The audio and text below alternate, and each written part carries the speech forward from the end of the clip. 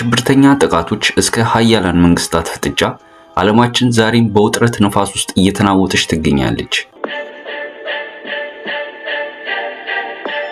ባለፉት ጥቂት ሰዓታት ውስጥ የኢራን አብዮታዊ ዘብ IRGC 87ኛውን የድሮንና የሚሳኤል ጥቃት በአካባቢው በሚገኙ የአሜሪካ የጦር ሰፈሮች ላይ መፈጸሙን አስታውቋል። በተለይም በባህሬን የሚገኙ የአሜሪካ 5ኛ የባህር ኃይል ክፍለ ጦር ላይ ያነጣጠረ ጥቃት መፈጸሙ ተሰምቷል። በሌላ በኩል ፕሬዝዳንት ትራምፕ የአገዛዝ ለውጥ በኢራን ውስጥ እየታየ ነው በሚል በኢስፋሃን በሚገኙ የኢራን የጦር ግምጃ ቤቶች ላይ የሚሳኤል ድብደባ እንዲደረግ ትዕዛዝ አስተላልፈዋል። በሌላ በኩል ዓለም አቀፍ ማህበረሰብ የሶስተኛውን የዓለም ጦርነት ደጃፍ ላይ ነን በሚል በስጋት ውስጥ ይገኛል።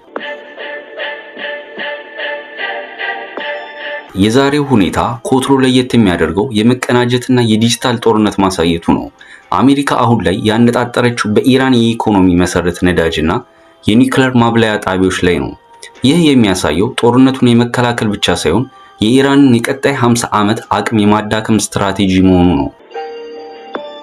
ሌላው ጉዳይ ሃንዳላ የተባለ የሃከር ቡድን በአሜሪካ ከተሞች ላይ ሁሉንም ነገር የሚቀይር መጠነ ሰፊ የሳይበር ጥቃት እንደሚያደርስ ዝቷል። ይህ ጦርነት ከባሩድ አልፎ ወደ ኮምፒውተር ስክሪኖችና ወደ ሲቪል መሰረተ ልማቶች ላይ መሸጋገሩን ያሳያል። በሌላ በኩል ዓለም አቀፍ ተጽዕኖ ፈጥሯል። ጦርነቱ በሁለት ሀገራት ብቻ የተወሰነ አይደለም። የሆርሙዝን ወሽመጥ በከፊሉ መዘጋቱና የነዳጅ ዋጋ መናሩ ተከትሎ ከኢትዮጵያ እስከ አውሮፓ ያለው የኑሮ ውድነት በቀጥታ እየነካው ይገኛል። በአጠቃላይ ዛሬ ዓለም ላይ ያለው ሁኔታ የኃይል ሚዛን ፍለጋ ነው። አሜሪካ የበላይነቷን ለማስከበር ስትጥር፣ ኢራን በበኩሏ ደግሞ ቀጠናዊ ህልውናዋን ለማረጋገጥ የሚያደርጉት ፍልሚያ ነው።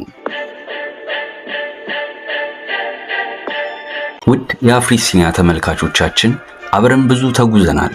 እናንተም ቪዲዮዎቻችን እየተመለከታችሁ እኛም ደግሞ እያዘጋጀናቸው ከአፍሪሲኒያ ጋር ብዙ ሄደናል።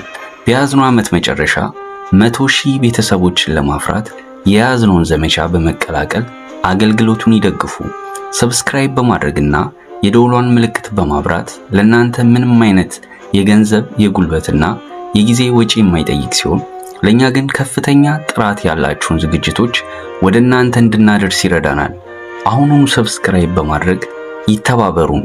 እናመሰግናለን።